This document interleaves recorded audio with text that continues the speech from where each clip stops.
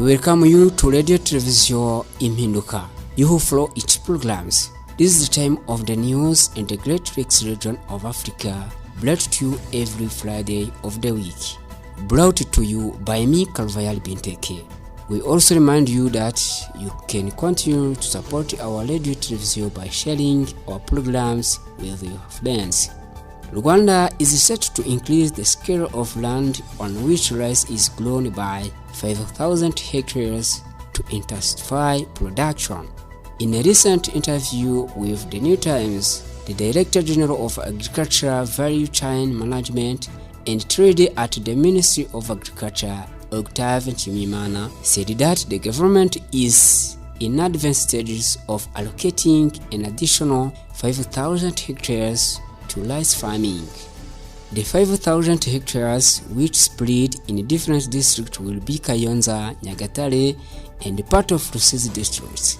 According to the Ministry of Agriculture, presently Rwanda produces rice locally at 7% what is required locally and depends on imports. The rice processing forum, which is made up of 23 local factories, says their commitment to increase production will partly based selling expertise and rice varieties. According to Laurent Ndagijimana, is the head of the Rwanda Forum of Rice Mill, there are a lot of issues around rice farming which have so far been addressed, but we are learning how production of rice and quality can be increased for local factories and have a significant impact on farmers. Let's continue our news in Kenya. Last days, President Paul Kagame has received the Deputy President of Kenya, Rigathi Gachagua, and his delegation at Urugiro village of a discussion on furthering the existing strong bilateral ties for the benefits of the people of Rwanda and Kenya.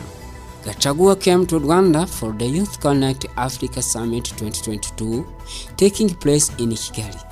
Rwanda and Kenya enjoy cordial relations based on cooperation in the areas of justice, trade, agriculture, education, technology, telecommunication, and security, among others.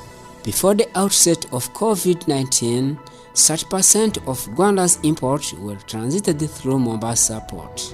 In Burundi, Col Kasanje ordered all the churches in the province that have to pray for the rain that refused to fall. The governor of Mwalo province in Burundi, Col Gaspard, has already asked religious leaders and churches as well as citizens to remember to pray for their country for rain. Col, he already requested this in a statement published by the Mwalo County Office in October 14, 2023. This announcement says, the governor of the province calls on the leaders of religions and churches and citizens in general to remember to pray to God who can always give us rain. This proclamation was signed by the governor Col Gaspard, always calls on every citizens, especially farmers, to irrigate their crops wherever possible.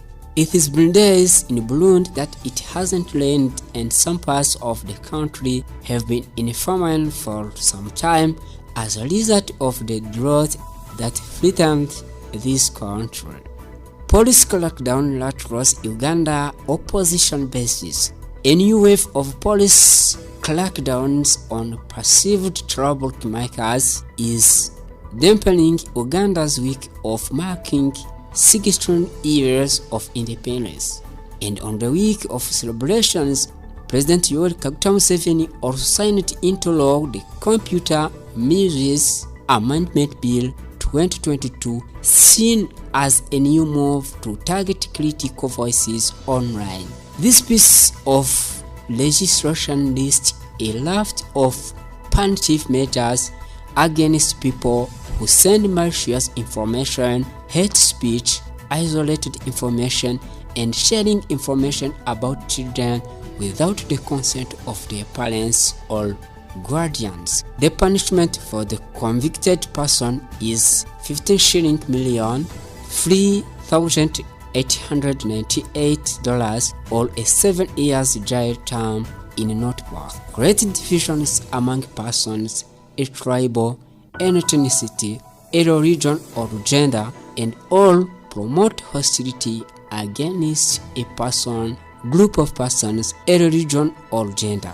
Some opposition figures and activists are worried that the bad days of the $1,096 and 1970, when the country was under status of emergency with state-inspired arrests, kidnaps, and extrajudicial operations, could be slowly resurfacing. In Tanzania, Samia Suluhu Hassan enjoyed by smell of fund in 12.2 billion shilling projects. President Samia Suluhu Hassan yesterday showed her displeasure at poor implementation of 65 development projects worth 12.804 billion shilling, resulting in no realization of value for money. This was at a live broadcast event to end the 2022 Uhuru Torch races in Bukoba district, Kagera region, as the country also marked the 23rd anniversary of the death of founding President Julius Nyerere. Briefing the President, the Minister of State in the Prime Minister's Office, Labor, Youth, Employment and the Disabled, Prof. Joyce Ndarichako, said the project will party of 1,293 projects worth 650.8 billion inspected during the Uhuru Torch races. Regarding the Ebola outbreak in neighboring Uganda, President Hassan urged Tanzanians to keep vigil and take precautionary measures against the disease as advised by health experts. This is because prevention is better than cure. Also, your health is your capital. Current news on Radio Television Impinduka. We are waiting for you here. Thank you for staying with us. We love you, and next Friday, let's meet.